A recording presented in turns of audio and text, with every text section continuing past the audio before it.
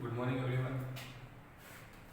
आज SST class 10 की class के अंदर अपन जो नेक्स्ट टॉपिक जो डेमोक्रेसी से रिलेटेड चल रहा था वो टॉपिक है आपके essential conditions for success of democracy. कुछ एसेंशियल कंडीशंस होती है जो डेमोक्रेसी सक्सेस के लिए वो ज़रूरी होती है, उसके बारे में आज हम डिस्कस करेंगे। इससे पहले की क्लास में हमने जो टॉपिक के बारे में डिस्कस किया था वो क्या था, मेरिट्स एंड डिमेरिट्स। कल हमने ये भी बताया था कि जैसे कि कुछ मेरिट्स हैं डेमोक्रेसी के, कुछ डिमेरिट्स में, लेकिन भले ही इसमें डिमेरिट्स या हो या मेरिट्स भी हो, लेकिन उसके बावजूद ये कह सकते हैं कि डेमोक्रेसी एक जो बेस्ट गवर्नेंस सिस्टम माना जाता है। यानी अभी प्रेजेंट अगर शेड्यूल के हिसाब से देखा जाए तो डेमोक्रेसी से बेटर ऑप्शन हमें मिलेगा नहीं। तो कुछ जो डिमेरिट्स है, डिमेरिट्स को अगर हमें बाहर करना है, डिमेरिट्स को निकालना है, तो उसके लिए अपन कह सकते हैं कुछ जो एसेंशियल कंडीशंस है इनको अगर हम फॉलो करते हैं तो शायद हम डेमोक्रेसी से जो भी डिमेरिट्स है इसको अपन बाहर निकाल सकते हैं। तो आज के टॉपिक के अंदर हम यही डिस्कस करेंगे किस तरह से अपन डेमोक्रेसी को सक्सेस कर सकते हैं। तो जो फर्स्ट नंबर टॉपिक आता है वो आता है आपके पीस एंड ऑर्डर। जो क्या कंडीशन होनी चाहिए, तो फर्स्ट लेते हैं अपन पीस एंड ऑर्डर। अब इसका मतलब क्या हुआ? इसका मतलब ये हुआ कि अगर मान लो अगर डेमोक्रेसी को सक्सेस करने के लिए, ठीक है ना, हमें वॉर की कंडीशन यानी no condition of war, internal conflict and external invasion. बताया जा रखा है कि अगर डेवलपमेंट सक्सेस करने के लिए हमें इस तरह की जो कंडीशन, चाहे वॉर की कंडीशन, इंटरनल कॉन्फ्लिक्ट चल रहा है या फिर एक्सटर्नल इन्वेजन हो रहा है, इस तरह की कंडीशन हमें पर्टिकुलर एरिया के अंदर नहीं होने देनी चाहिए। अगर ये कंडीशन रहती है तो इसे पीस एंड ऑर्डर को स्टेब्लिश नहीं किया जा सकता। अगर ये वाली कंडीशन अगर डेमोक्रेसी के अंदर नहीं है, दिस शुड नॉट बी, यानी नो कंडीशन ऑफ वॉर, ठीक है ना, यानी ये चीजें हमें नहीं करनी चाहिए, ये चीजें नहीं होनी चाहिए। अगर मान लो अगर इस तरह की कंडीशंस अगर होती है तो इसमें क्या होगा, अगर चाहे वॉर की कंडीशन हो रही है, चाहे एक्सटर्नल कॉन्फ्लिक्ट चल रहा है या इंटरनल इन्वेजन चल रहा है, तो आपको मालूम है ऐसी कंडीशन क्या होती है, गवर्नमेंट इमरजेंसी भी डिक्लेयर कर सकती है। और इमरजेंसी डिक्लेयर पे क्या होता है, पावर का क्या होता है, सेंट्रलाइजेशन हो जाता है। तो ऐसी कंडीशन में ह्यूमन राइट्स है, ह्यूमन फ्रीडम है, इक्वालिटी, ये सारी चीजें क्या होती है, स्टॉप खत्म हो जाती है। तो अगर ये वाली कंडीशन होती है कि वॉर की कंडीशन भी नहीं है, एक्सटर्नल कॉन्फ्लिक्ट भी नहीं है, तो इस कंडीशन में क्या होता है, तो इन दिस कंडीशन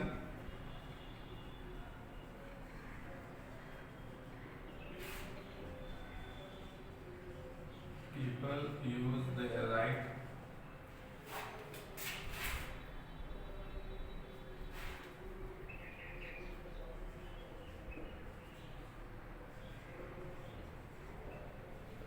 और ऐसी कंडीशन में क्या होता है, जो पीपल्स होते हैं वो अपने राइट का क्या कर सकते हैं, यूज कर सकते हैं, क्योंकि इसमें पीपल इसमें अपने राइट का जो कह सकते हैं यूज कर सकते हैं, अपनी फ्रीडम का यूज कर सकते हैं। रीजन क्या होता है, क्योंकि पावर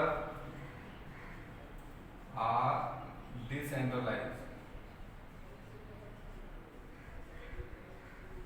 ये ऐसे कह सकते हो आप, divide in different level of government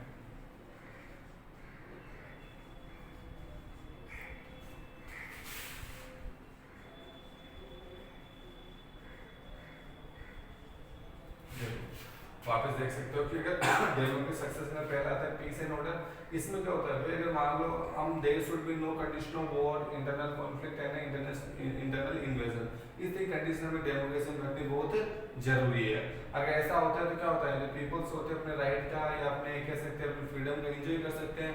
reason क्या है, क्योंकि अगर ऐसी कंडीशन में वॉर वाली कंडीशन नहीं होती है डेमोक्रेसी में, तो पावर होती है वो डिसेंट्रलाइज होती है, यानी किसी पर्टिकुलर एक सेक्शन, एक पर्सन के हाथ में पावर नहीं होती है। पावर गवर्नमेंट यानी जो हमारे जो कह सकते हैं गवर्नमेंट की जो अलग अलग लेवल्स हैं, जैसे central government, state government, district government, panchayat समिति गवर्नमेंट या फिर विलेज लेवल पे गवर्नमेंट होती है, वो पावर क्या होती है, सारी अलग अलग लेवल में डिवाइडेड होती है। अब जब डिवाइडेड होगी तो बताया जा रहा है कि यहाँ पर डिक्टेटर सिप के डिक्टेटरशिप होने के चांसेस क्या होते हैं, ना के बराबर होते हैं। इसलिए हम कह सकते हैं जो पहला जो हम जो इम्पोर्टेंट मानते हैं अपन फैक्टर्स डेमोक्रेटिक सक्सेस के लिए, तो पीस एंड ऑर्डर को माना गया है। सेकंड जरा का इन्होंने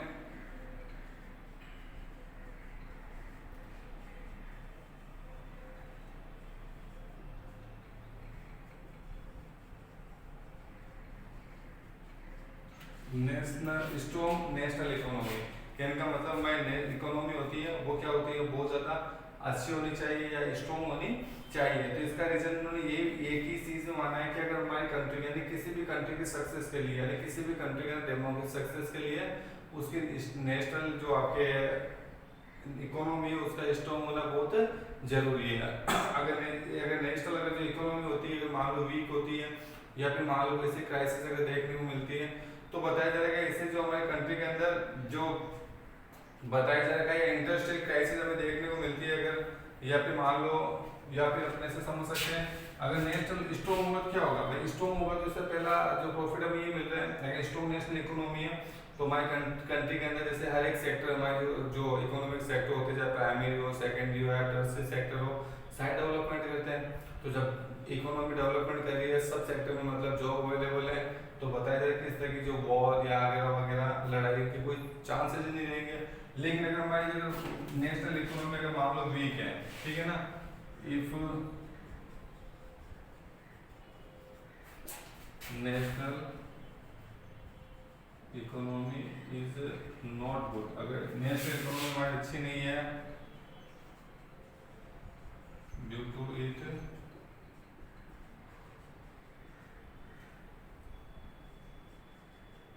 इंडस्ट्रियल क्राइसिस,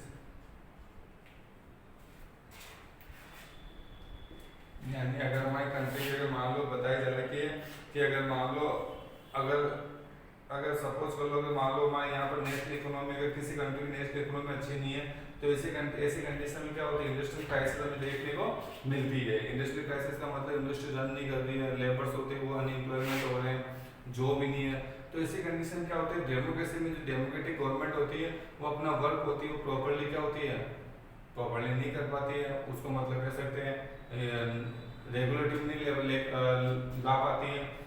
ये एक रीजन मान जाते हैं कि अगर क्राइसिस बढ़ने का मतलब लोग अनएम्प्लॉयमेंट हो रहे हैं, लोग मूवमेंट कर रहे हैं, लोग मतलब जैसे हड़तालें कर रहे हैं, धरने दे रहे हैं, जो भी एक्टिविटीज कर रहे हैं या कंट्री में अनएम्प्लॉयमेंट जो रेट होती है लगातार इंक्रीज होती रहती है।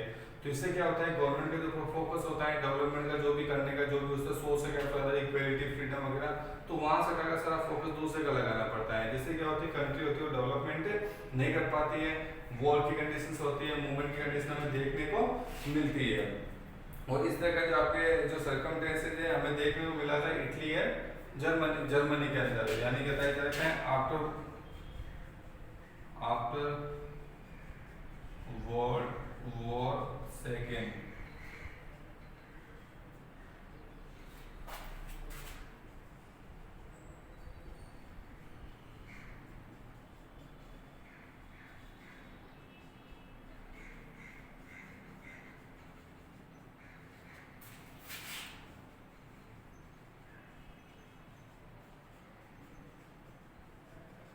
बताया जा रहा है कि पुअर नेशनल इकोनॉमी होती है तो कंट्री के अंदर हमें क्राइसिस देखने को मिलती है, पूरा सिस्टम बदल जाता है।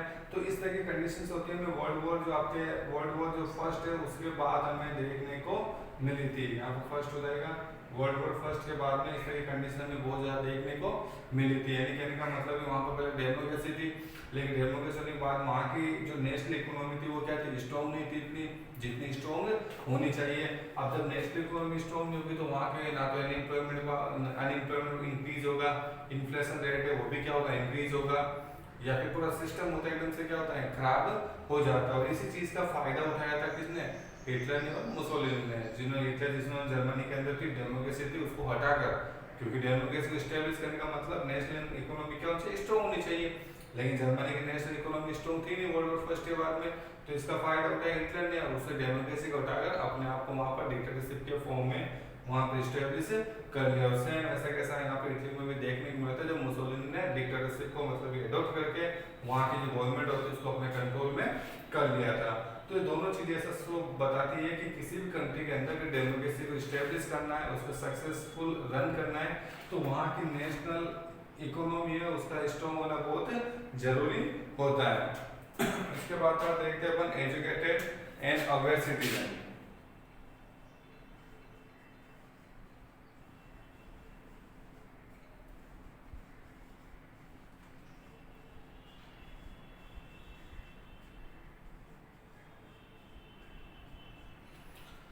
यहाँ बताया जा रहा है डेमोक्रेसी सक्सेस करने के लिए बताया जा रहा है, यानी हर एक डेमोक्रेटिक कंट्रीज के अंदर यहाँ पर हर एक पर्सन के जो भी सिटीजन है उनका एजुकेटेड और अवेयर होना बहुत जरूरी है। क्योंकि डेमोक्रेसी में मान लो गवर्नमेंट किस तरह से काम कर रही है, गवर्नमेंट किस तरह की पॉलिसीज लेके आ रही है, तो उस पॉलिसी को समझने के लिए या उसमें किसका प्रॉफिट हो रहा है किसका लॉस हो रहा है उस चीज को अंडरस्टैंड लाने के लिए यानी पर्सन का एजुकेटेड होना बहुत जरूरी होता है। इस चीज के अपन बताया जा रहा है कि अगर इस तरीके से सर्कमस्टेंसेस होती है, क्योंकि अगर एजुकेटेड पर्सन होगा वो क्या होगा, हर एक प्रॉब्लम का सॉल्यूशन बिल्कुल कर सकता है। उसके पास हर एक जो प्रॉब्लम होती है चाहे नेशनल लेवल पे हो चाहे सोशल लेवल पे किसी लेवल पे, तो उसका जो सॉल्यूशन वो मतलब यहाँ पर कर सकता है, ठीक है ना। Educated people can understand and solve the problem of democracy. यहाँ पर बताया एजुकेटेड से लेकर कि एजुकेटेड पर्सन होगा जो educated can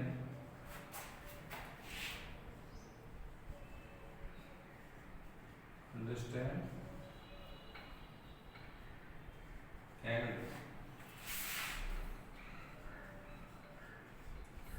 solve the problem of democracy। भाई एजुकेटेड पर्सन होंगे वो तो क्या करेंगे, यानी जो हमारे कंट्री की जो प्रॉब्लम्स होती है उसको अंडरस्टैंड करेंगे समझेंगे, और साथ में बताया जा रहा है जो डेमोक्रेसी के अंदर जो प्रॉब्लम आ रही है उन प्रॉब्लम का सॉल्यूशन भी होते हैं वो एजुकेटेड पर्सन कर सकते हैं, ऐसा माना जाता है कि भाई एजुकेटेड होना जरूरी है। और सेकंड देखना है जो अवेयर पर्सन, तो यहाँ लिखना पड़ेगा अवेयर। जो अवेयर पर्सन होते हैं वो क्या करते हैं, अवेयर पर्सन जो अपोज कर सकते हैं, oppose the wrong policy of government.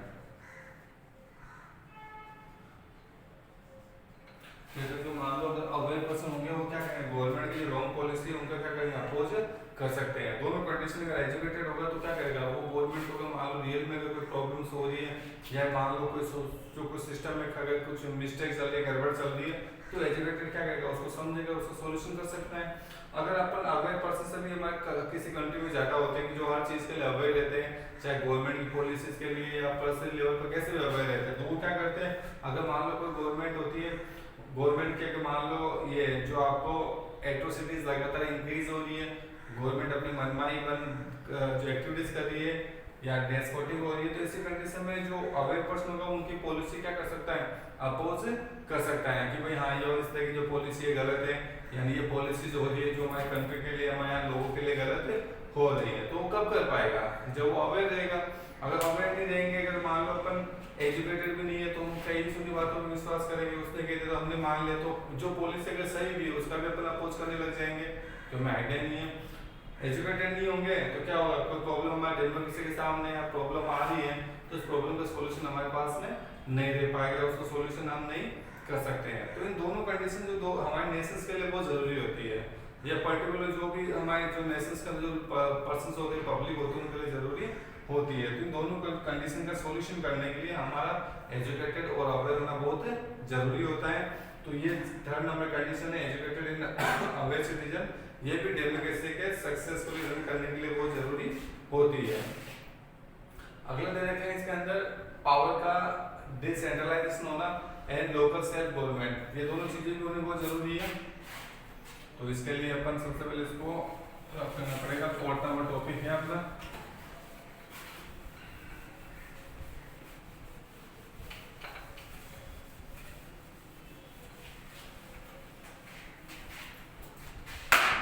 यानी अपन इसमें लिख सकते हैं फोर्थ नंबर में डिसेंट्रलाइजेशन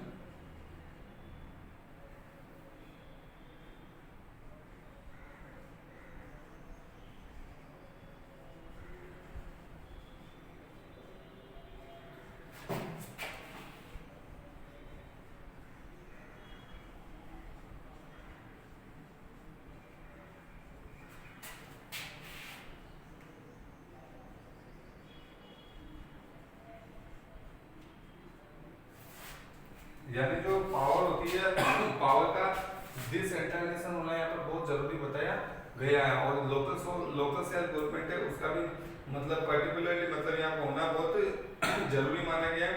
इन्होंने सब बताया अगर मान लो डिसेंट्रलाइजेशन होता है, ठीक है ना, ये कह रहे हैं due to decentralisation of power. अगर पावर क्या है, डिसेंट्रलाइजेशन है, पावर को डिसेंट्रलाइज का मतलब है पावर गवर्नमेंट के अलग अलग लेवल में क्या है डिवाइड हो रखी है। ऐसा करने से क्या होगा, मोस्ट ऑफ पर्सन या कह सकते हैं अपन मैनी पर्सन कैन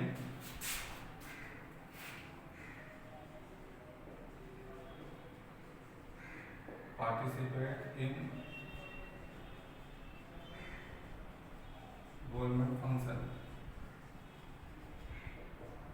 तो ये बता रहे हैं कि मान लो अगर पावर करते हैं डिसेंट्रलाइजेशन कर रखा है अपन ने, पावर को अपन ने डिवाइड कर रखा है, तो इससे क्या होगा, बहुत सारे पर्सन हमारी सोसाइटी के लोग क्या गवर्नमेंट के फंक्शन में पार्टिसिपेट कर सकते हैं, यानी काफी लोगों को गवर्नमेंट के फंक्शन में पार्टिसिपेट करने का चांस मिलेगा, उनको अपॉर्चुनिटी मिलेगी। तो ये बता रहे इस तरह की जो बता रहे कि जैसे मान लो पावर का सेंट्रलाइज इसका मतलब कुछ ही लोग सिलेक्टेड लोग क्या करेंगे पूरी पावर का यूज करेंगे, लेकिन पावर का डिसेंट्रलाइजेशन का मतलब यानी जो गवर्नमेंट यानी गवर्नमेंट की पावर या किसी स्टेट की कंट्री की पावर है उसका जो यूज होते हैं वो सोसाइटी में यानी काफी ज्यादा लोग करेंगे।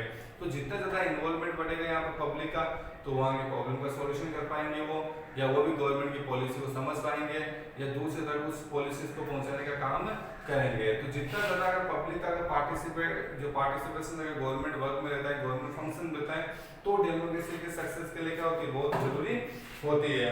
और बताया जा रखा है अगर पब्लिक वेलफेयर वर्क करना है अपन को, या पावर डिसेंट्रलाइजेशन सबसे अच्छा एग्जांपल किसको माना है, लोकल सेल्फ गवर्नमेंट को माना है, जो हमारे राजस्थान से स्टार्ट की गई थी।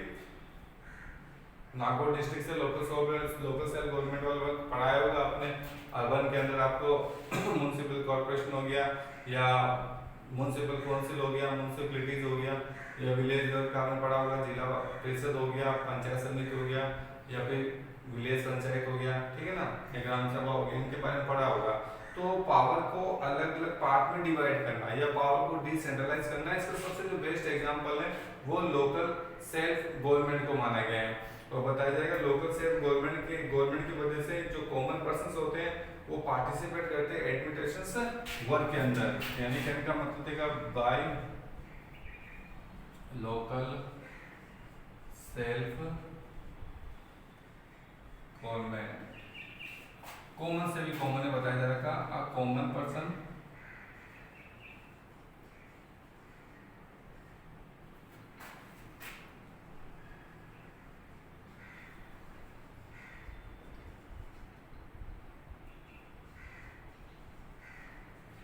यानी कॉमन से भी जो कॉमन पर्सन होता है वो क्या करता है, पार्टिसिपेट करता है एगरली इन एडमिनिस्ट्रेशन वर्क। यानी कहने का मतलब है एडमिनिस्ट्रेशन के वर्क के अंदर कॉमन से भी कॉमन पर्सन होता है वो क्या करता है, पार्टिसिपेट करता है, कि उनको मालूम है लोकल एरियाज की जो प्रॉब्लम होती है उसका सॉल्यूशन वो बेटर तरीके से कर सकते हैं, ठीक है ना। तो यहाँ पर जो डिसेंट्रलाइजेशन ऑफ पावर का सबसे बेस्ट एग्जांपल है वो किसको माना गया है, लोकल सेल्फ गवर्नमेंट को माना गया है, क्योंकि इसके अंदर हर एक लोकल कॉमन से कॉमन पर्सन होता है वो क्या करते हैं अपनी पावर का यानी इसमें रहकर पावर का यूज करता है और जो प्रॉब्लम होती है उनका सॉल्यूशन करने में हेल्पफुल होता है। ये हो गया आपके 4th नंबर टॉपिक। अब हम पढ़ेंगे 5th नंबर टॉपिक, जिसके अंदर तुम्हारा जो 5th नंबर टॉपिक आता है वो आता है फ्रीडम टू द सिटीजन, यानी सिटीजन्स को फ्रीडम देना बहुत जरूरी है। तो आपको खुद को इसके बारे में पता होगा हमारे कॉन्स्टिट्यूशन ने क्या तरीके है, हमारे कॉन्स्टिट्यूशन ने यानी कॉन्स्टिट्यूशन गिव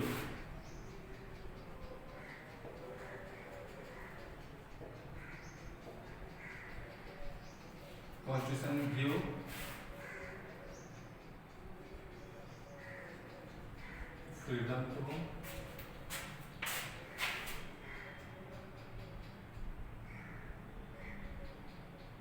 फ्रीडम दे देगी किसी, freedom to every citizen. Of country. यानी हमारे कॉन्स्टिट्यूशन ने क्या दे रखी है, हमारे कॉन्स्टिट्यूशन ने मतलब हमारी कंट्री के हर एक इंडिविजुअल को, हर एक सिटीजन को क्या दे रखी है, यहाँ पर फ्रीडम दे रखी है। और साथ साथ में उसकी प्रोटेक्शन करने का काम भी गवर्नमेंट ने हमें दे रखा है। यानी उसको प्रोटेक्शन के लिए यहाँ पर जुडिशरी का एस्टेब्लिशमेंट कर रखा है, जो हमारे फ्रीडम का, हमारे राइट से क्या करता है, उसकी प्रोटेक्शन करने का काम करता है। इसके साथ साथ बताइएगा फ्रीडम। फ्रीडम से मीन्स क्या, आपने फ्रीडम से मीन्स पहले जो अर्लियर जो छोटी क्लासेस में पढ़ लिया होगा आपने कि फ्रीडम का मीन्स होता है जैसे कि वो अपने आइडियाज को एक्सप्रेस कर सकता है, स्पीच में उसको फ्रीडम दे रखी है, वो यूनियन का फॉर्मेशन कर सकता है, वो पीसफुली मीटिंग ऑर्गेनाइज कर सकता है। ये सारी चीजें होती है, सारे प्रोविजंस वो क्या आती है, राइट और फ्रीडम के अंदर आते हैं। अब जब उसके पास एक कुछ अपने व्यूज को एक्सप्रेस करने का राइट होगा, यूनियन बनने का राइट होगा, तो इससे क्या होगा, यानी जो पीपल होते हैं, ठीक है ना, यानी जो आपके पीपल अपोज द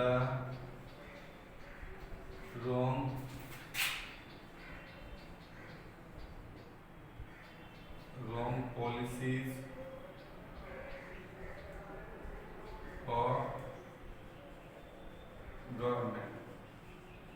बताया जा रहा है कि पीपल के पास फ्रीडम दे रखी है, या मतलब बताया जा रहा है यानी वो उसके पास में अगर कुछ व्यूज देने का राइट है, या फिर मान लो उसको पीसफुली अगर मीटिंग करने का राइट है, तो ऐसी कंडीशन क्या होगा, पीपल क्या करेंगे, जो गवर्नमेंट अगर मान लो बाय द वे अगर रॉन्ग पॉलिसीज बनाती है, या गवर्नमेंट को जैसे पॉलिसी बनाती है जो पब्लिक वेलफेयर होती है या उनके अगेंस्ट होती है, तो ऐसे कंडीशंस में गवर्नमेंट क्या करती है, पीपल्स क्या करते हैं, वो उस पॉलिसी को क्या कर सकते हैं, अपोज कर सकते हैं। तो ये अपोज करने का राइट हमको कब मिलेगा, या कब, कहाँ से मिलेगा, कैसे मिलेगा, तो मिलेगा हमें राइट टू फ्रीडम के अकॉर्डिंग।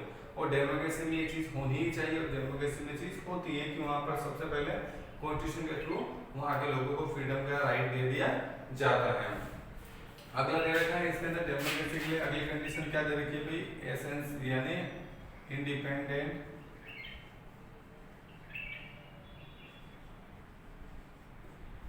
एंड इम्पार्शियल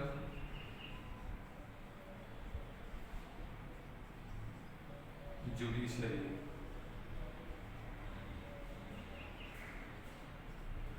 बताया जाता है डेमोक्रेसी के जो सक्सेस का अगली कंडीशन होनी चाहिए कि जुडिशरी होती है वो इंडिपेंडेंट और इम्पार्शियल होनी चाहिए। जुडिशरी को बिल्कुल जो हमारे गवर्नमेंट के जो तीन ऑर्गन्स है, जैसे कि एक तो आपको रहेगा लेजिस्लेचर, दूसरा रहेगा एग्जीक्यूटिव और थर्ड रहेगा जुडिशरी। तो जुडिशरी को legislature as well as executive से क्या होना चाहिए, फ्री रखना चाहिए, उसे किसी बाउंडेशन के अंदर नहीं रखना चाहिए, ठीक है ना। तो बताया जा रहा है ये अगर जुडिशरी को अपन इंडिपेंडेंट इम्पार्शियल रखते तो ये क्या करती है, यानी ये क्या करती है, इट कंट्रोल एंड स्टॉप इस control the government, it control the government and stop it from being despotic या डिक्टेटर कह सकते हो आप, ठीक है ना। यानी जुडिशरी इंडिपेंडेंट होती है तो क्या करती है, सबसे पहले गवर्नमेंट को कंट्रोल करने का काम करती है। आपको पता है गवर्नमेंट अगर कुछ रॉन्ग पॉलिसीज लेके आ जाती है जो कॉन्स्टिट्यूशन के अगेंस्ट होती है, तो उसमें क्या होती है, गवर्नमेंट उसको पढ़ा हुआ आपने जुडिशियल रिव्यू के बारे में क्लास 9 के अंदर, तो जुडिशियल रिव्यू में क्या होती है, गवर्नमेंट उस पॉलिसी को जो कॉन्स्टिट्यूशन के अगेंस्ट होती है, तो जुडिशरी के पास, सुप्रीम कोर्ट या हाई कोर्ट के पास ऐसा राइट होता है कि उसको कॉन्स्टिट्यूशन के अगेंस्ट क्या करते हैं, डिक्लेयर कर सकते हैं। ऐसी कंडीशन में वो जो इलीगल लॉ हो जाता है, लॉ होता है, वो इम्प्लीमेंट नहीं हो सकता है। और साथ साथ में अगर ऐसा करती है तो जो जुडिशरी होती है वो गवर्नमेंट को डेस्पोटिक बनने से भी रोकती है। डेस्पोटिक का मतलब ऐसे रूल्स रेगुलेशन जो वहाँ के पब्लिक के लिए क्या बिल्कुल ही अगेंस्ट हो। इसके साथ साथ हमने अगला जो पढ़ेंगे कि यहाँ पर कुछ इंडिपेंडेंट पावर जो जुडिशरी के पास में होनी चाहिए, ताकि वो किसी के, अगर जुडिशरी के पास में कुछ इंडिपेंडेंट पावर होगी, कुछ ऐसी पावर होगी वो जुडिशरी के पास में जो इंडिपेंडेंट हो, यानी वो पावर किसी से नहीं ली जाए, उसको कोई कंट्रोल भी नहीं कर सकता, उसको रोक भी नहीं सकता। वो कॉन्स्टिट्यूशन के थ्रू उसको पावर, इंडिपेंडेंट पावर मिलनी चाहिए, जिससे क्या होगा, उसके पास उसको किसी के अंडर में काम करने की रिक्वायरमेंट नहीं होगी। जब वो किसी के अंडर में काम नहीं करेगा तो इम्पार्शियली क्या करेगा, वो अपने जो रूल्स रेगुलेशंस बना सकता है, या अपने बाउंडेशन के बिना वो सही तरह का जस्टिस करने में भी हेल्पफुल हो सकता है। तो ये कंडीशन भी यहाँ पर हमें देखने को, या ये कंडीशन भी हमारे लिए जरूरी है ताकि हम डेमोक्रेसी की स्टेब्लिशमेंट कर सके। अगला दे रखा है national scheme for public welfare.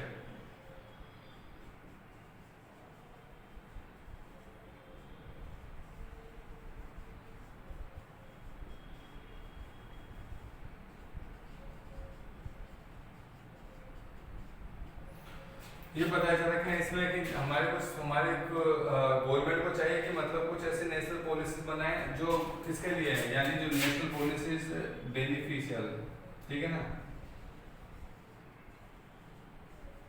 For agriculture,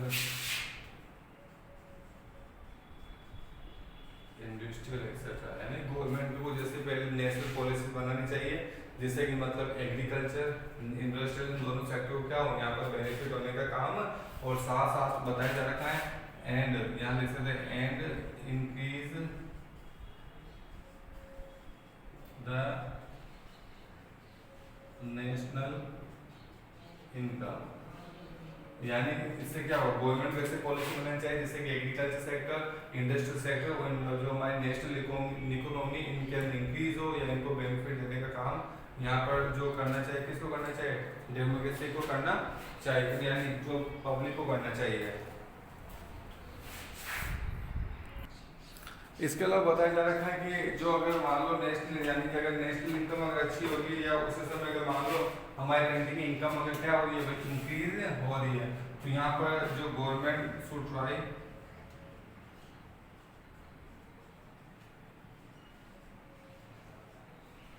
to raise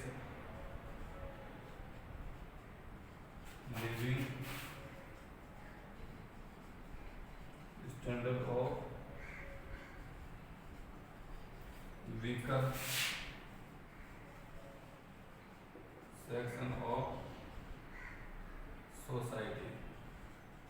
यानी पहले तो गवर्नमेंट को कुछ ऐसी पॉलिसी बनानी चाहिए जो एग्रीकल्चर के लिए, इंडस्ट्री के लिए बेनिफिशियल हो, जिससे कि हमारी नेशनल इनकम है वो इंक्रीज हो। उसी टाइमिंग में तो बताया जाएगा जब नेशनल इनकम अगर इंक्रीज होती है या अगर बाय द वे अगर थोड़ा बहुत भी अगर राइज होने का काम करती है, तो गवर्नमेंट को यहाँ पर चाहिए कि वो हमारी सोसाइटी में कुछ वीकर सेक्शन होते हैं उनके क्या होना, उनके लिविंग स्टैंडर्ड को राइज करने की कोशिश करनी चाहिए। ये सारी चीजें होती है जो गवर्नमेंट को करनी चाहिए। इससे क्या होगा कि डेमोक्रेसी को अपन सक्सेसफुली क्या कर सके, सक्सेसफुली यहाँ पर रन करने का काम कर सकते हैं। अगला दे रखा है written constitution and democratic traditions. ये भी हमें देख जो सक्सेसफुली गवर्नमेंट को रन करने के लिए जरूरी होता है।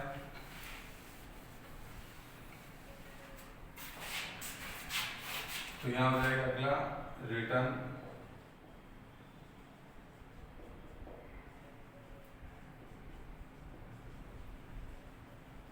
Constitution and democratic tradition. ये बताया जाता है रिटन कॉन्स्टिट्यूशन। रिटन कॉन्स्टिट्यूशन का मतलब हो जाएगा आपके यानी easy language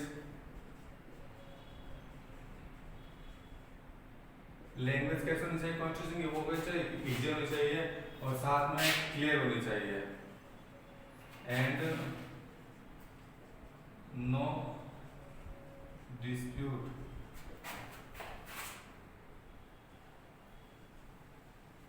about its interpretation। बताया जा रखा है यानी जो रिटन कॉन्स्टिट्यूशन का मतलब हो जाएगा कि नो डिस्प्यूट, मतलब जो आपके जो रिटन कॉन्स्टिट्यूशन का मतलब आप समझ सकते हो कि जो कॉन्स्टिट्यूशन में जो चीज लिखी हुई हो वो क्या होना चाहिए, एकदम बिल्कुल क्लियर होनी चाहिए। जैसे कि आपको पता होता है ना, जैसे कि अगर आप एक तो कोई चीज आपको ऑर्डरली बताया जाए कि भाई ऐसे वैसे ऐसे करना है, वैसे करना है, ऐसे करना है, और एक चीज आपको रिटर्न में लिखी जाती है। रिटर्न में क्या होता है, अपने पास प्रूफ होता है उस चीज का, अपन उसके अकॉर्डिंग कर सकते हैं। अगला मना भी करते तो अपन रिटर्न उसको बता सकते हैं भाई ये चीज ऐसी लिखी हुई है इसलिए मैंने ऐसा कर दिया। तो यहाँ पर कॉन्स्टिट्यूशन रिटर्न का मतलब ये लिखा होता है कि हर एक चीज होती है इसकी लैंग्वेज इजी और क्लियर होनी चाहिए, समझ में आना चाहिए कि एक्चुअल में इसमें करना क्या है, क्या चीज लिखी होती है, और साथ में कोई इसके जो इंटरप्रिटेशंस का मतलब जब इसको पढ़ा जाए, जब इसको लोगों तक ये चीज भेजी जाए या चीज समझाई जाए, तो उसमें किसी तरह के डिस्प्यूट का क्वेश्चंस नहीं होना चाहिए। इस तरह का कॉन्स्टिट्यूशन डेमोक्रेसी को सक्सेस करने के लिए बनाना चाहिए। और साथ में जो इन्होंने दे रखा है अगला, डेमोक्रेटिक ट्रेडिशन का मतलब हो जाना चाहिए कि जो प्रोसेसर होता है यानी वो अमेंडमेंट,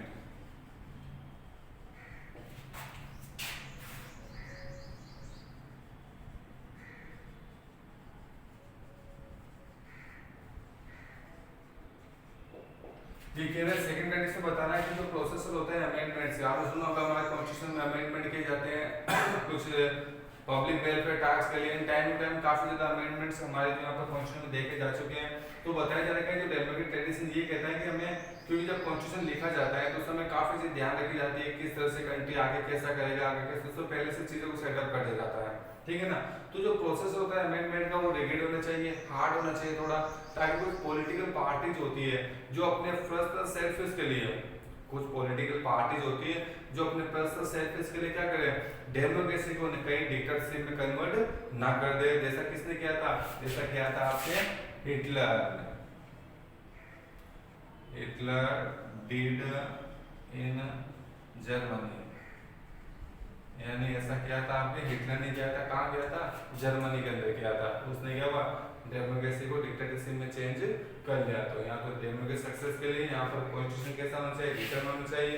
और साथ साथ में बताया जा रहा है यहाँ पर किसी भी तरह का जो लूजनेस या लाइबिलिटी नहीं होनी चाहिए। प्रोसेस अमेंडमेंट का जो प्रोसेसर है वो कैसा होना चाहिए, रिगिड होना चाहिए, जिससे कि मतलब इजीली कोई भी चीज जो हमारे ट्रेडिशंस होते हैं उसको बदला ना जा सके। अगला दे रखा है establishment of social justice.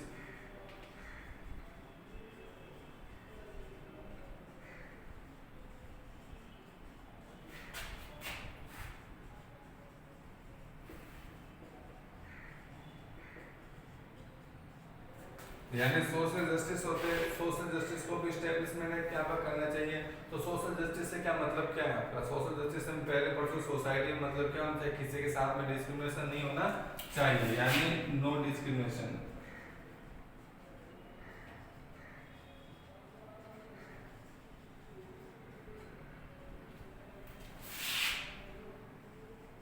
On the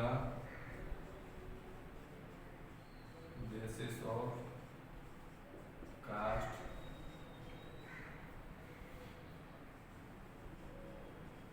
religion, language, colour etcetera.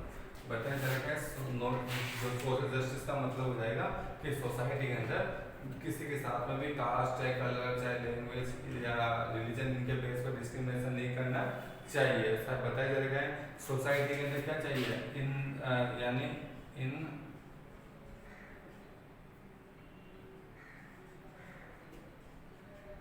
Society equal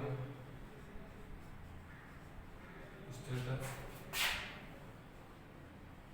should be given।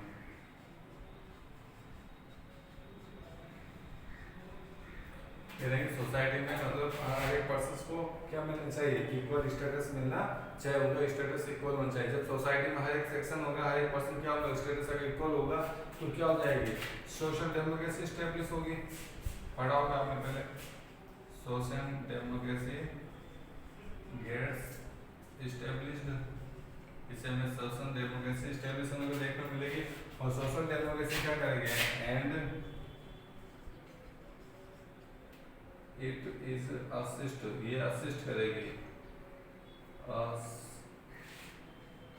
Assist to, इस असिस्ट टू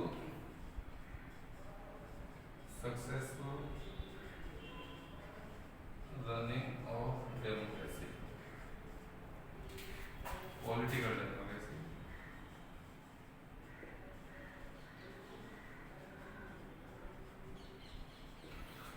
देखो अगर सोशल स्टेटस का जस्टिस का मतलब हो जाएगा कि किसी सोसाइटी में कास्ट, क्रीड, लैंग्वेज, रिलीजन किसी के बेस पर डिस्क्रिमिनेशन नहीं होना चाहिए। अगर बताया जा रहा है कि ऐसा होता है तो सोसाइटी में मतलब बताया जाएगा ऐसा हो जाएगा, तो इसका मतलब सोसाइटी में इक्वल स्टेटस हो जाएगा। तो सोसाइटी में अगर इक्वल स्टेटस यहाँ पर दिया जाता है तो इससे क्या होगा, हम सोशल डेमोक्रेसी को स्टेब्लिश कर सकते हैं। सोशल डेमोक्रेसी का मतलब सोसाइटी में ना किसी के साथ डिस्क्रिमिनेशन है, सभी के सभी क्या है, इक्वल है। अब जब इक्वल रहेंगे तो उसके अंदर इक्वालिटी की फीलिंग आएगी, ब्रदरहुड की फीलिंग आएगी, है ना, सब साथ में को एक्सिस्टेंसली रहना पसंद करेंगे। और इससे क्या होगा, सोशल डेमोक्रेसी को अपन social democracy get establish, social democracy automatic वहाँ पर स्टेब्लिश हो जाएगी। और जब सोशल डेमोक्रेसी स्टेब्लिश है तो सोशल डेमोक्रेसी क्या होगी, पॉलिटिकल डेमोक्रेसी को सक्सेसफुली रनिंग के लिए क्या होती है, असिस्ट करने का काम करती है, यानी उसको हेल्प करने का काम करती है। तो इस तरीके से जो अपने एसेंशियल कंडीशन पढ़ लिए, वैसे टोटल ज़्यादा थे इसके अंदर, आपको मालूम है लेसन 5 मार्क्स का टोटल, तो 1 मार्क्स का डेफिनेशन है और 4 मार्क्स का एक अलग आपको पर्टिकुलर सिंगल क्वेश्चन मिलेगा जिसमें देखो एसेंशियल कंडीशन है, ये भी पूछ सकते हैं आपसे, तो पूछेंगे तो आपसे 4 पूछेंगे। तो जो 9 बताए हैं या फिर मैंने मेरिट्स और डिमेरिट्स 8 बताई हैं, तो आप इसमें से कोई भी 4 कर लीजिएगा, क्योंकि अगर एसेंशियल कंडीशन पूछता है तो भी 4 पूछेगा वो, मेरिट्स और डिमेरिट्स वो भी 4 पूछेगा आपसे वो, ठीक है ना। इसके अलावा जो थोड़ी इसके पहले वो की फीचर्स है उसके बारे में पढ़ा होगा आपने, की फीचर्स कौन कौन से, उसके बारे में भी आपसे पूछ सकते हैं कि भाई कौन कौन से की फीचर, तो अपन इसके बारे में 5 पढ़े थे, वो भी 4 मार्क्स आ जाएगा। या फिर अगर थ्योरीज की बात करें अपन, थ्योरीज या कॉन्सेप्ट ऑफ डेमोक्रेसी, उसके अंदर ट्रेडिशनल के ज़्यादा पूछ सकते हैं, या सोशल जो आपके थ्योरीज है, जो सोशलिस्ट थ्योरीज है उनके बारे में पूछ सकते हैं। इसके अलावा आपसे डेमोक्रेटिक जो फॉर्म, जो डेमोक्रेटिक गवर्नमेंट या डेमोक्रेसी के फॉर्म्स है, जैसे पॉलिटिकल हो गया, एथिकल हो गया, इनका पूछ सकते हैं आपसे, ठीक है ना। तो आपको इनको इस तरीके से प्रिपेयर करना है कि 5 मार्क्स हैं, ठीक है ना, तो परफेक्टली इसको डन करना। अब हमारे देखो इसमें देखा जाए तो एक जो लेसन है हमारा वो हो गया आपके हिस्ट्री से हो गया, एक अपने पास सिविक्स से हो गया। तो जो नेक्स्ट जो चैप्टर है अपन वो इकोनॉमिक्स से स्टार्ट करेंगे, फर्दर अपन उस नेक्स्ट जो है वो ज्योग्राफी से स्टार्ट करेंगे। आपको कुछ समझ में नहीं आ रहा है, कोई अगर दिक्कत हो रही है या कोई प्रॉब्लम क्रिएट हो रही है तो आप, इसके अलावा कुछ यहाँ पे मैं जो नोट्स है वो अवेलेबल करवा रहा हूँ आपको, जैसे कि कैरेक्टर के बारे में अपन ने पढ़ा था, मेजर कैरेक्टर कौन कौन से वो अपन ने इसके पहले कल पढ़ लिया था। ये 5 आपके यहाँ पर कैरेक्टर्स बताए जा रखे हैं कि कौन कौन से डेमोक्रेटिक गवर्नमेंट है उससे कैरेक्टर होते हैं। उसके बाद फर्दर आपके पास मेरिट्स हैं, कौन कौन से मेरिट्स डेमोक्रेसी के लिए ज़रूरी होती है, डेमोक्रेसी के लिए क्या क्या क्या इसकी एडवांटेज है उसके बारे में दे रखा है। इसके पास में जो अगला हमारे पास में डीमेरिट्स दे रखी है कि डेमोक्रेटिक गवर्नमेंट्स की डीमेरिट्स क्या है, जो अपने कल फर्दर स्टडी किया था। और ये सारे डीमेरिट्स है, टोटल मैंने 9 लिखे हैं इसके अंदर, 8 या 9 मिलेगी आपको। तो आप जितना आपको हो उसमें 4 तो एटलीस्ट आपको लर्न करने ही है। इसके बाद जो आज का टॉपिक था वो था हमारा एसेंशियल कंडीशन, जिसके बारे में आज अपन ने स्टडी किया। ये भी टोटल यहाँ पर एसेंशियल कंडीशन ही है। आप इनको वीडियो में अगर देख नहीं पा रहे, अगर आपको रिटर्न चाहिए तो आप यहाँ पर देख सकते हो, प्रॉपर्ली लिखा हुआ है। और उसके बाद में यहाँ पर हमारे पास 2 और जो 9 टोटल एसेंशियल कंडीशन बताई डेमोक्रेसी सक्सेस करने के लिए, तो आप एटलीस्ट इसमें 4 लर्न कर सकते हो। Thank you.